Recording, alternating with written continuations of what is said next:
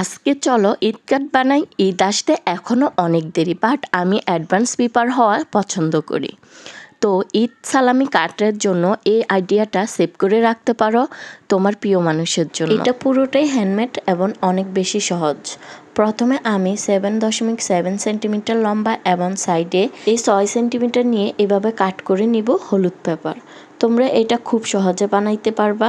তারপর গ্লু সাহায্যে এভাবে সাইড লাগিয়ে নিব, ভালোভাবে লাগিয়ে নিচ্ছি। দেন পেপারের উপরে এক সাইডে এভাবে দাগ কেটে নিব, দেন সাইডে এভাবে গোল করে কেটে নিব।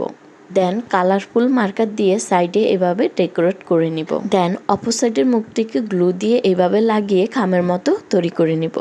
ভালোভাবে গ্লু দিয়ে লাগিয়ে নিচ্ছি। এবার খামের মধ্যে রাখার জন্য এক্সট্রা পেপার কাট করে রেখেছি আগেই। দেন এই পেপারটিকে খামের মধ্যে রেখে কলম বা পেন্সিল দিয়ে এভাবে দাগ টেনে নিব।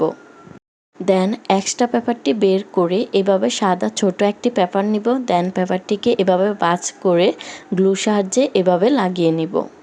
ভিডিওটি প্রথম থেকে শেষ পর্যন্ত দেখলে খুব সহজে তোমরা ঘরে বসে ঈদ সালামি কার্ডটি তৈরি করে নিতে পারবে। এবার আমি এক্সট্রা পেপারটিকে খামের মধ্যে রেখে ভাঁজ করা সাইডটিকে এভাবে বের করে নিব। আমি আগে কার্টুন আর্ট করে কাট করে রেখেছি। এবার আমি আগে যে কার্টুনগুলো তৈরি করে রেখেছি এইগুলোকে সাদা ভাঁজ করা সাদা কাগজের মাথায় লাগাবো একটা, এবং অপরটি লাগাবো অপর প্রান্তে ফেভিকলের সাহায্যে। কার্টুনগুলো লাগানো হলে আমি আগে থেকে একটি পেপারকে কলম দিয়ে ডেকোরেট করে রেখেছি, সেটিকে ভিতরের পেপারটির মধ্যে ফেভিকলের সাহায্যে পকেটের মতো করে লাগিয়ে নিব। আমি আগে ছোট ছোট ফুল এঁকে রেখেছি। এবার আমি এগুলোকে ডেকোরেট করে নিব ফেভিকলের সাহায্যে। এবার খামটির উপরে কিছু মেসেজ লিখে ডেকোরেট করে নিব সুন্দর করে। আমার ঈদ স্পেশাল ঈদ সালামির কার্ডটি অলমোস্ট হয়ে এসেছে।